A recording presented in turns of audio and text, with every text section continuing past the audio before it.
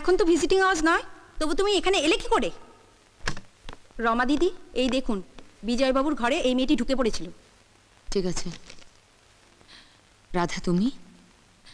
দাদাবাবু জল চাইছিলেন, ঘরে তো এক ফোঁটাও জল নেই। ওনাকে জল খাওয়ালে উনি বাঁচবেন না।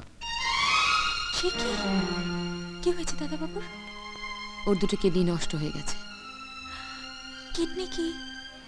এদিকে এসো, এদিকে এসো। এই যে দুটো কিডনি, এই দুটো মানুষের শরীরে খুব কাজে লাগে। বিজয় দাদাবাবুর এই দুটোই নষ্ট হয়ে গেছে। তাহলে বিজয় দাদাবাবু বাঁচবেন কি করে?